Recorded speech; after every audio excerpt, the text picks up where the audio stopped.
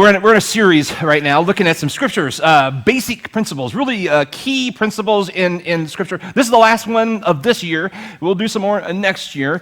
And today we're looking at the supernatural. The supernatural. I'll have to admit, I did plan it because it's, I almost said Easter.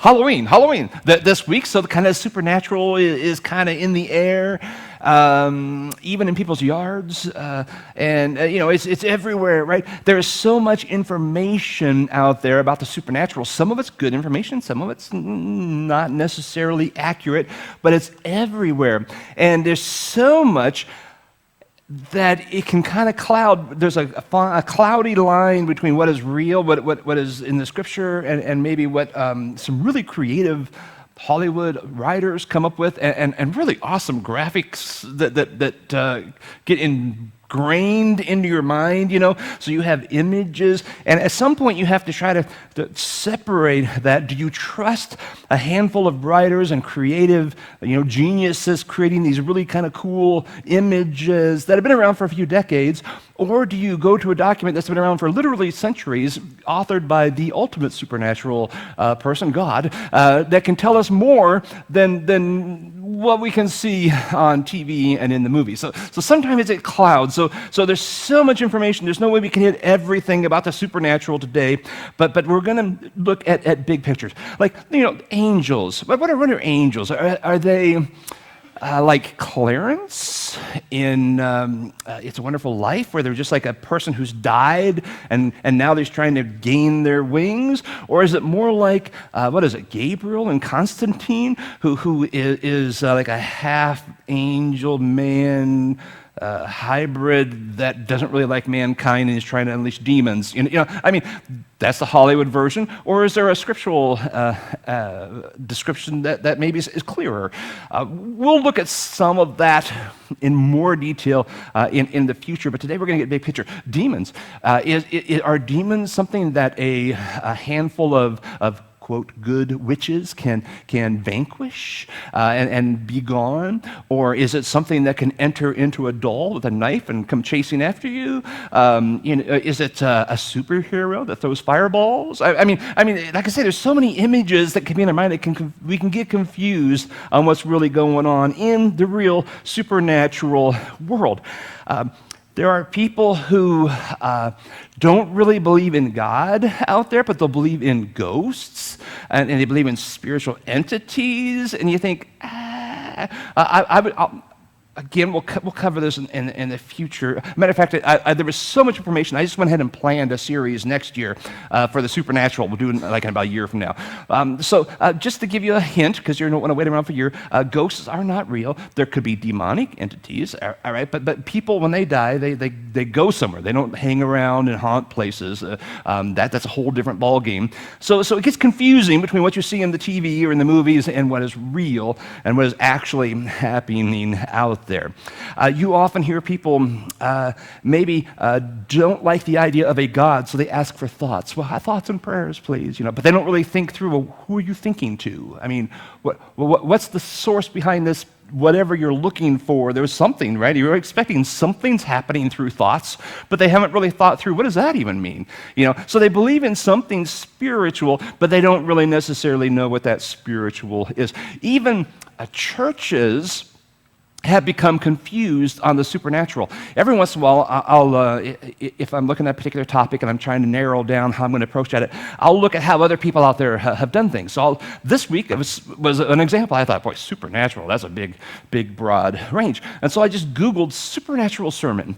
And I was I was really saddened that even in the churches out there, at least the ones putting stuff online, that they believe the supernatural is all about us. Like all the supernatural world is bowing down to us. And you looked at the titles of some of the sermons out there, and it was like, speak in supernatural power, and walk in supernatural power of God. How to harness the supernatural power of God. It's like, you're the king of your world. All you need to do is harness the spiritual world, and it'll be even more powerful. And I'm like, oh, maybe you don't get really what is going on in the supernatural if you look at the actual book that tells us what is going on out there.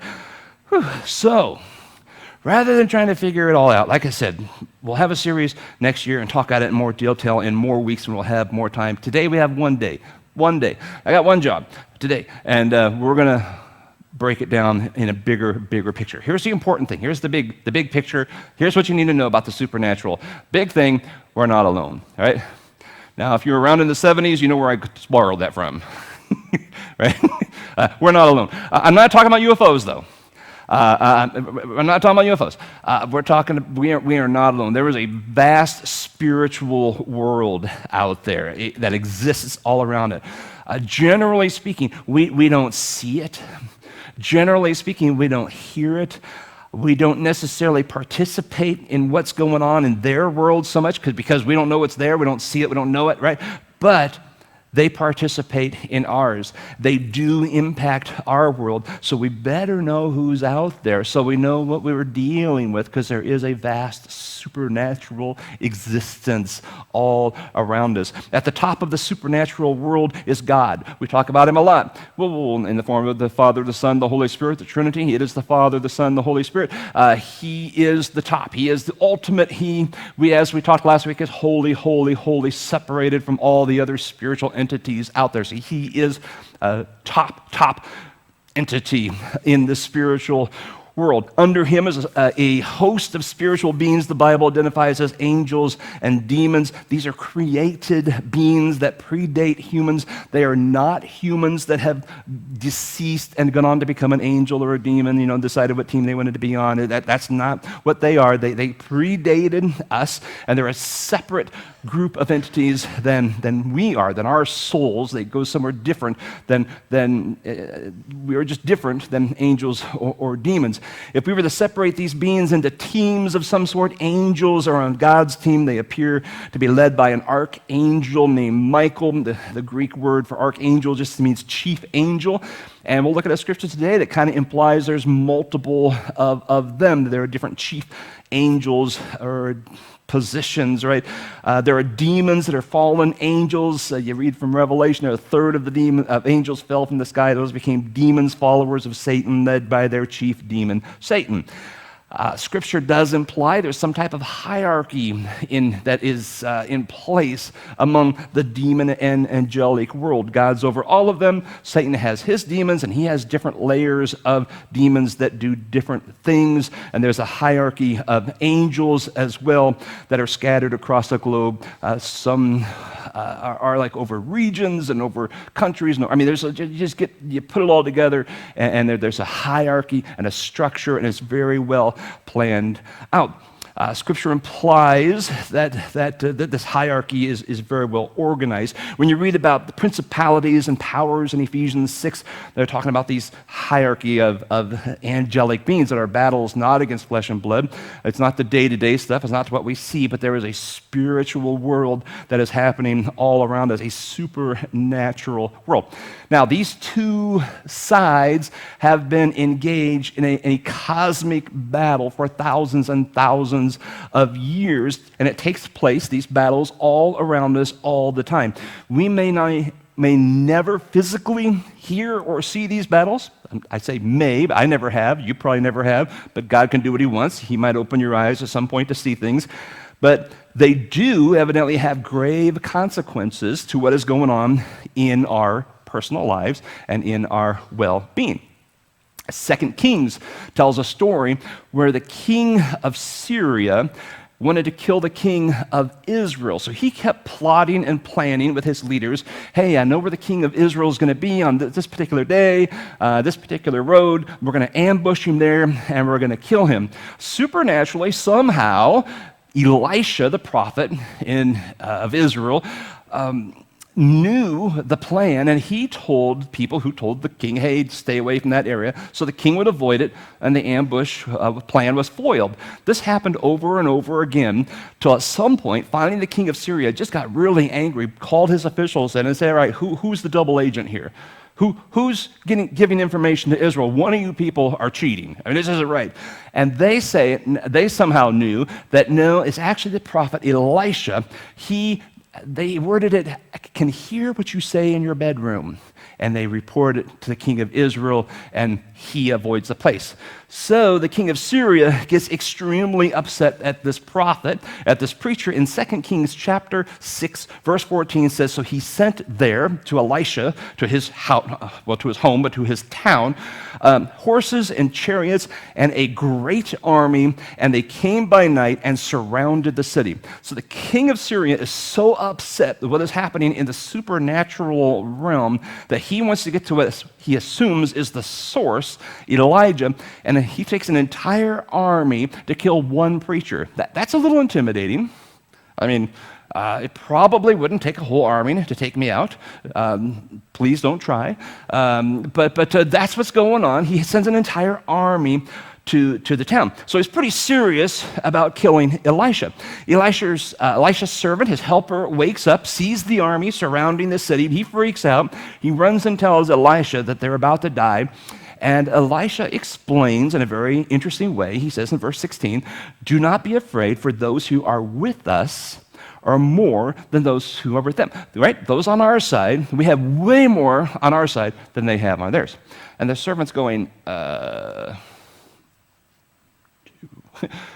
us, and there's vast army. I'm not seeing it, all right? And so Elisha prays. Verse 17, O Lord, please open his eyes that he may see. So the Lord opened the eyes of the young man, and he saw, and behold, the mountain was full of horses and chariots of fire all around Elisha. So the servant saw the natural world. That's all he knew. That's what we usually see. I see an army. I see we're surrounded. I see we're hopeless. I see we're going to die. I see we're in a grave situation here. Elisha could see the supernatural. He could see the angels, a bigger army of them. He could see the chariots of fire. He could see the horses. Now, you get the impression those were there all along. Elisha didn't say, God, come save us. He's like, yeah, we're good. Yeah, he's like, hey, can you open his eyes so he can see the supernatural? Because we got a big old army going on here, and I'm not worried a bit. I'm not worried a bit about the Syrians and all that man can bring against me. We're going to win this. I'm completely confident. So he prayed so that his eyes would be open to what was already there. Because we know these two sides engage in battles regularly. I'm suspicious. It doesn't say this in the text. I can't help but wonder if there were not also a sky full of demonic entities with the Syrian army representing what was going on there. There was probably something bigger than what because there's no point in saying that in the story. Either way, God's army was bigger. He was not concerned. And he's like, hey, God, can you help my servant see what you got going on here so he doesn't have to worry about this either? Maybe you remember another time when Israel's fighting the Amalekites. It's in Exodus 17. I don't have this on the screen for you, but Moses is on the hill overlooking the battle between Israel and the Amalekites. And Moses said ahead of time, here's how it's going to go. I'm going to raise my arms up, and I'll be praying over the battle. If my arms fall, Israel falls. If my arms are up, the Israel wins. And what happened was he's on the hill, and as he had his arms up and he was praying, Israel was winning. And when he got tired, because you can only hold your hands up so long, as his arms went down, the battle started changing, right? And pretty soon the Amalekites started winning. And so two dudes stood on either side of him and held his hands up and like let's keep the prayer going. Let's keep praying. What was going on there? There was obviously a spiritual battle between two forces going on that was greatly affecting the actual battle that was going on down below. So whether a sword was going one way or another, a shield guarded or missed, or all the details we don't know, but there were spiritual entities, a spiritual supernatural presence. That battle was completely dependent upon the prayers of Moses, completely. And it went on for a long time. And it said, it shifted as his prayers shifted. So it was critical to what was going on in the physical. What was going on in the supernatural was critical to what was happening in the physical. Daniel chapter 10 talks about a time when Daniel prayed and he fasted, and an angel appears to Daniel. And the angel is described in chapter 10 of Daniel as a man clothed in linen. He had a belt of gold. It's like, okay, I could see a dude with both of those. But then it starts getting a little supernatural. His face was like the appearance of lightning. His eyes were like flaming torches.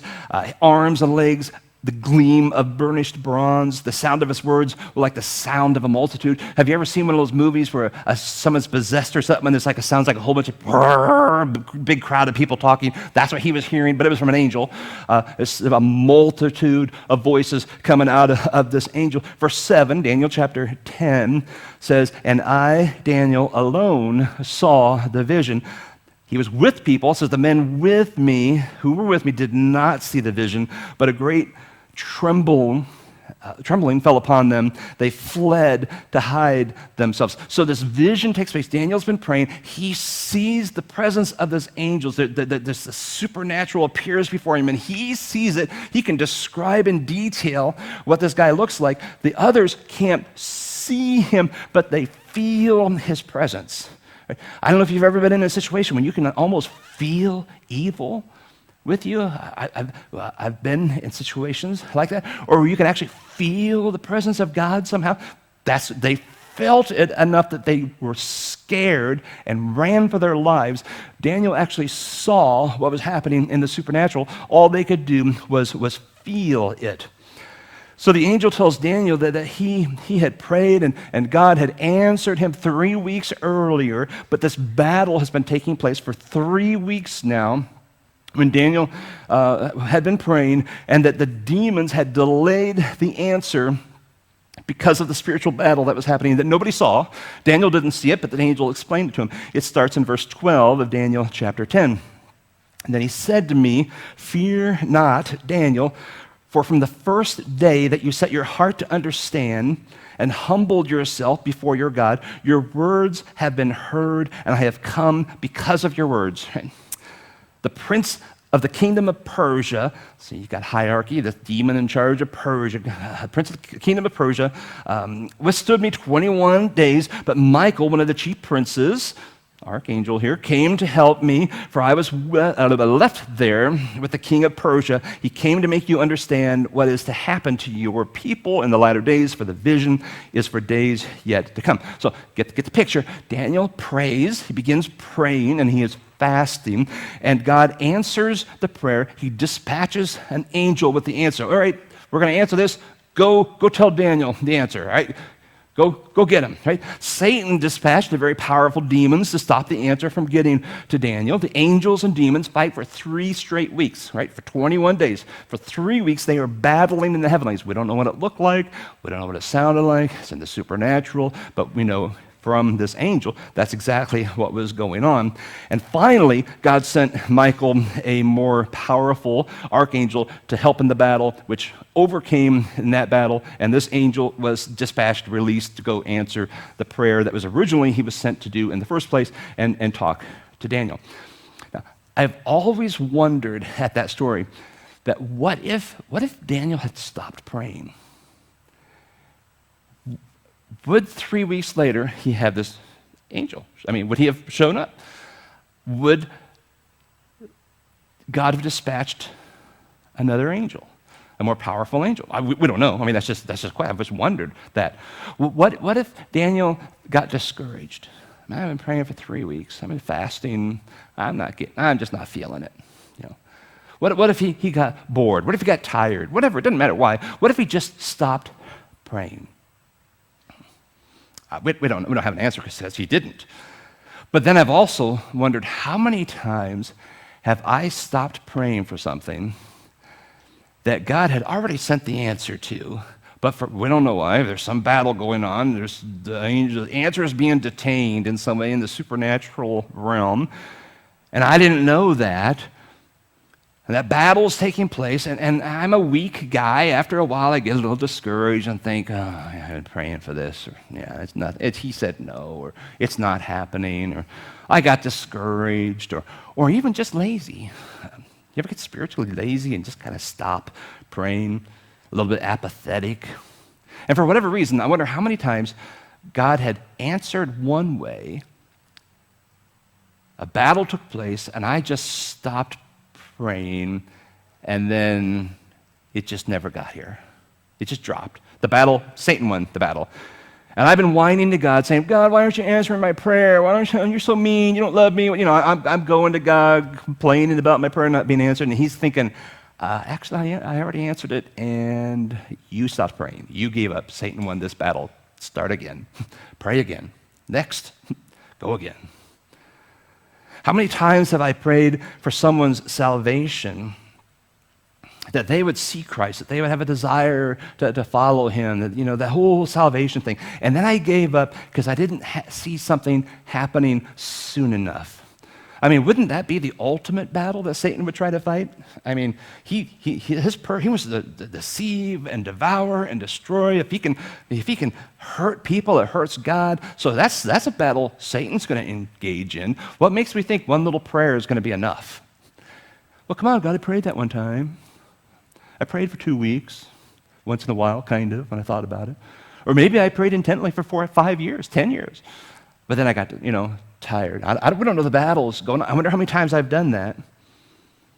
And then Satan won because I didn't do my part.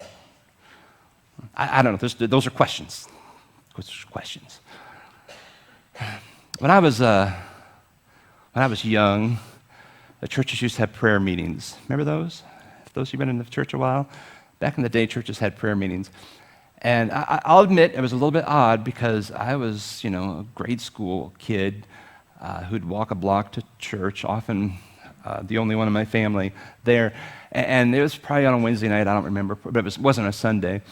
And every once in a while, I didn't do it a lot. I mean, I wasn't like Mr. Super Spiritual, but here this grade school kid would trot in and join the old people to the prayer meetings. And you know how, if you've been one, I mean, it's like, oh, we're praying for Aunt Myrtle. She's got, hangnails, and Bertha has hammer toe. And, you get all the prayer requests and all these people you don't know. But there were other prayers that were wider, but anyway, it was important stuff. I mean, there were to the people, it was important, and we would pray.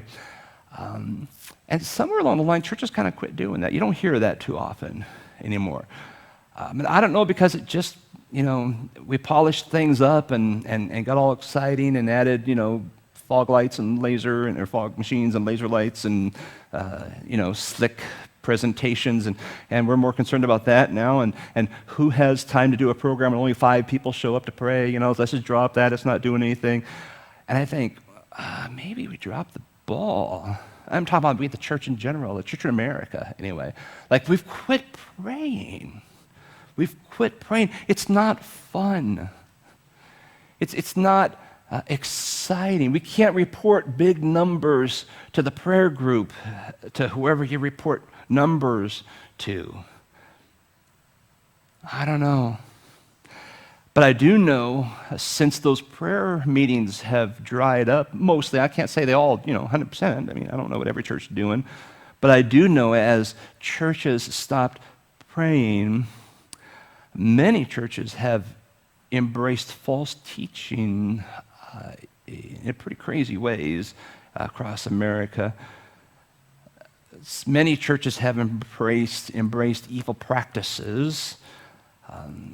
It's not hard to see the outward moral decline of our nation over the decades. Even a church full of people that consider themselves rather spiritual can barely muster a group of people when you say, hey, we're going to go pray. It's like, I'm busy. Got other things to do. I don't know. We've quit praying as an emphasis in our churches. We had a prayer walk a couple weeks ago and walked through the neighborhood, and we were praying for the souls of people that live in just homes around here. And I wondered, as we were walking, what's going on. I really did. What's going on, like in the heavenlies? What battles are taking place that we don't even know about? I don't know what each family's facing. I don't know the challenges they have. I don't know What's keeping them from the gospel if they are not believers? I don't know what's oppressing them. And we're just praying. We actually cover quite a bit of area here. Several teams that go out that do that. But I just wondered, is there some battle going on up there that I can't see? Like Moses looking down over the battle, like Daniel describing what the heavenly battle, supernatural battle had been taking place for 3 weeks. I don't know. I think about stuff like that when we do prayer walks and we go into areas that I don't know. I won't even know what the answers are ever, maybe. Or maybe when I get to heaven, I'll hear that something took place. I'm like, whoa, whoa. Because we prayed. Who would have known? Who would have known? We did an experiment early on at the beginning of this church where we took a random street and just said, pray for this street. And it was an experiment. I just wanted to see what would happen. Maybe that's, I don't know if God likes to be scientifically studied, but it was like, I want to see what happens if we just emphasize this street, and who knows, what. And so people went on prayer walks on the street regularly. We had prayer teams that would meet on Sunday morning before church, and they would pray about that street.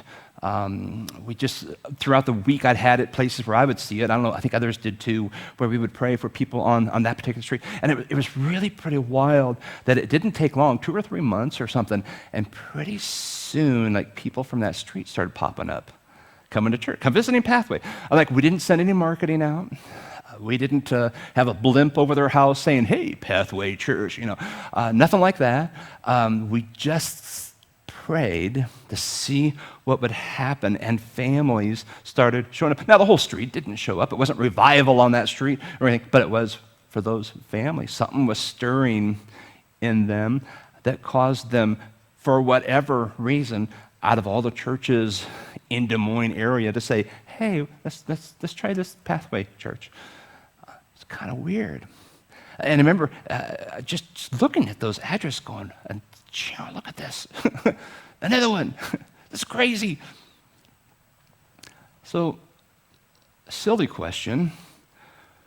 Why did we stop? I mean, I don't have an answer. I really don't have an answer. Why? Apathy, maybe? I don't know. Just forgot. I went on to the next thing. Now I'm testing something else out. I don't know. It wasn't exciting enough, right? I mean, was that it? I don't know. Didn't see big enough results. I wanted the whole street. We only had 5 families. I mean, really? I don't know. Was that it? Maybe there's a spiritual, supernatural world out there. Maybe Satan dispatched demons to whisper in our ears, those who were praying to distract us. Oh, isn't there something better you could be doing right now? Isn't there something, hey, isn't Sunday afternoon nap time?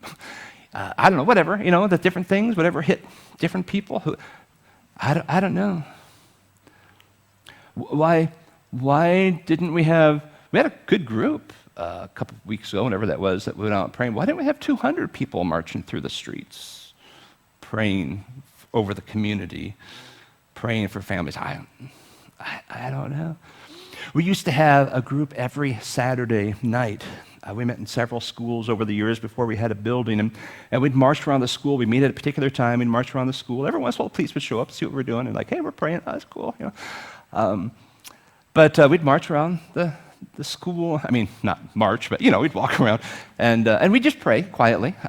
Pray that God would just really show up in a big way. And we have no presence. Before we even had a across the street, office building, we had nothing. Nobody knew we existed other than every once on Sunday a sign would pop up, and so we would just pray. Okay, God, would you just be so powerfully present in this school that people will just be drawn to you. Like that we can't even describe it. I don't know where they'll see the sign, whatever it is, doesn't matter. Just that God, you just do something and people will just come. And it was kind of crazy. We did it every single Saturday night for a long time. And it was amazing how many people would come and just kind of, checking out church, whatever, that whole thing. And I'd be having a conversation, and they'd say, I can't describe it, but we could feel God here. It was so cool. It was just, we felt the presence of God here. And I'd be thinking, well, of course you did, and that's what we prayed. Why wouldn't you?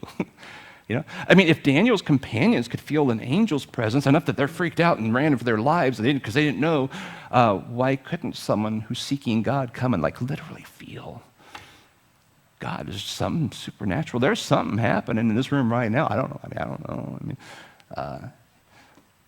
I wonder why we quit that. We got busier, more important things to do, schedule filled up, got tired. I don't know. It's fascinating and disappointing to me. I'm just talking about myself. Disappointing to know how deeply I understand this. How I know and believe the supernatural world that is existing all around us and the power of prayer and what that does and how that impacts the lives of people and the community we live in, and then how little I consistently engage.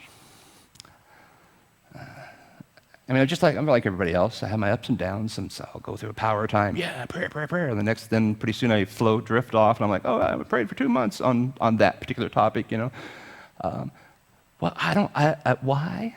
Well, could be that's part of the battle. Could be. I don't know. I've been blessed to be able to officiate at both of my daughter's weddings, and with both weddings, I had an emotional moment that had a difficulty speaking. And it wasn't maybe what you're thinking. It wasn't like, oh, it's a beautiful day, or it wasn't any of that. What caught me with both, I'm inconsistent and I'm weak and I'm all that stuff, but I have been driven their entire lives to pray for them a lot. I have bathed my children in prayer for years and years. And it was when I got to the moment when I thought, how many times have I prayed for their future spouse? Thousands of times. Not like a couple passing moments. I prayed for this moment, right? And to look and think, this is the answer. I've been aware of it in the dating process and blah, blah, all that stuff. But this was the literal handing over of saying, I don't have to pray for him anymore. No, that's not true. But, it's yours, And that's when it hit me. It's like, the power of prayer. That's what created such a joyful moment, such an exciting of confidence of, what a great day. I know because we prayed fervently for this moment. That's when it hit me. I don't know what spiritual battles they had. They probably don't even know the spiritual battles they had throughout the years, the teenage years, and all the years that they go through, the dating years, and all that stuff. But I never stopped praying, and I was a moment of victory of God won. God won. Greater are those for us than those against them. And it was a moment of emotion of, thank you, God. Wow. We had a small confirmation of this battle that takes place. When Shanna was in preschool, it was the 40 days before we launched this church, and we had a 40-day fast as a church, and we asked people to take 24-hour shifts over the 40 days. A lot of people took 1 day a week where they wouldn't eat anything, and during the full 40 days, we asked people to do a partial fast, just cut out something, meat, sweets, coffee, whatever it is, you choose, didn't matter. Whatever would be difficult and a challenge for you that would make you think of it often and pray often was the idea. And so Cheryl and I were talking about it. It might have been a mealtime meeting, but I don't remember. Seems like it. And we didn't tell our children to you're going to fast. That kind of takes away the idea of a fast.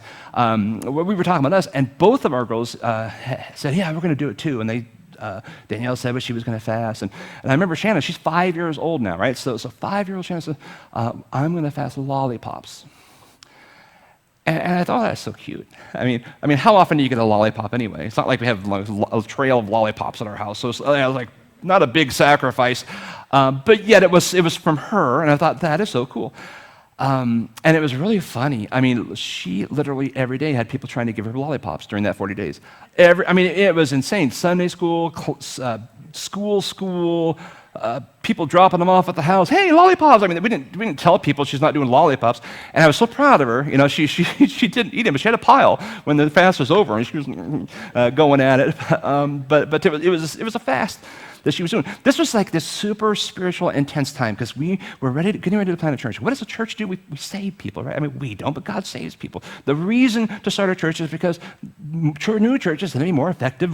There's passion, there's excitement. We haven't gotten bored of prayer yet, all that stuff. And so we're not institutionalized. We're just a people of God out there trying to save people. So it's a super spiritual time. We're right ready to launch. Now, if you're the enemy that wants people not to go to heaven, you're going to try to not make a church start, right? So there was a spiritual battle going on. It was so powerful and so real, and it was such a cool time, honestly, spiritually. And the church were praying, we're excited, and all this stuff's going on. And sometime it was during this fast, I came home, and Shanna, little 5-year-old Shanna, said, there was a man in the house today, right? Now that will get a dad's attention pretty quick, right? Like, oh, really? Can you tell me, you know, I'm trying not to freak out. Tell me about this man, you know. Well, she was laying in bed, facing the hallway, and down the hallway, she saw this guy come up the stairs and stand at the top of the stairs. I'm like, really? I said, well, what did he look like? And, well, he was kind of glassy, kind of clear, kind of like liquidy. I'm like, okay, again, try not to be like too freaked out. You're like, what? And so then I'm thinking, okay, well, was she dreaming? You know, she was laying in bed, so she goes, I don't know, I was just laying there. And so I asked a few different questions to try to clarify what maybe she had seen. And I finally said, well, how did you feel when you saw him? I mean, what kind of vibe did you get out of the situation? She was, at this age, scared of everything. I mean, like, if she saw any of you, she'd hide behind my leg and like, if she saw an ant, I mean, she was like, admittedly freaked out about everything. And she's like, I just felt very peaceful and very, very good. I'm like, okay. Well, what did he do? So, well, we looked at each other, made eye contact, and then he smiled, and then he turned around and left. Like, that's really... Now, I still don't know what that is. I happened to see her last week. I was able to, I had to go to Iowa City to do a podcast thing for some group that was interviewing me, and I thought, hey, it's a good excuse to have supper with Shanna and Alan. So I remind her, and she goes, you remember this? I'm like, oh, yeah. Because she was 5 then, and now she's got, a biology degree and doing doctorate sciencey things. And so she would have a different perspective on it now than isn't that true? Science, you'd have a different, you guys are both scientists, perspective of something like that. And when you're 5 and everything's like, and ponies and stuff. So I was like, what do you remember from this? And she goes, oh, yeah, I totally remember that. And she didn't remember a lot of details. It's been a long time ago now, but she did remember that she felt really good and very peaceful, and it wasn't scary, which generally things were. Now, again, I still don't know. Who knows? Could have been a dream. Could have been weird. It's not a Bible story. Don't put any weight on this thing. But at the time, as we quizzed her and tried to figure out what had happened there, we saw that as a pretty cool confirmation. At least that's how we took it, that God was engaged in this supernatural battle, and it's going to be okay. He had his hand on this church, and that he was going to do something bigger. It wasn't an army of fiery chariots in the sky, but it was don't worry, I've got my hand. I'm here. All right? I've got reinforcements here. You guys aren't alone in this whole thing. So, kind of considering all this stuff this week and prayer, and kind of discussed it myself, thinking, man, what happened? Where am I at? Why don't I pray more? That whole thing. Not trying to feel guilty, just like, honestly, dude, we have so much at stake here. And we had Kevin Fuller and I talk prayer a lot, and we planned prayer rooms and the prayer walk and stuff like that. This past week we had a prayer room, 2-day, I think it was 2-day prayer room planned for that room this coming weekend. And last week he said, hey, we're still doing that prayer room. I'm like, nah, I kind of canceled it. Nobody really knew about it. I hadn't really talked about it. And I got some stuff to do, and I'm busy, and I probably got a nap planned that day. I don't know. I mean, I had, all these really, really bad excuses. And he kind of looked disappointed, but he thought, okay, whatever. And it went on. And this week I'm like, oh, well, actually yesterday I was like, dude, that's pitiful. That's pretty pitiful. We have the hands and souls of people all around us, and all we got to do is pray. Really? And I'm too busy. I don't have time to plan a prayer room. So here's what we're gonna do. I don't know why I cancel it. Apathy, whatever. I don't know.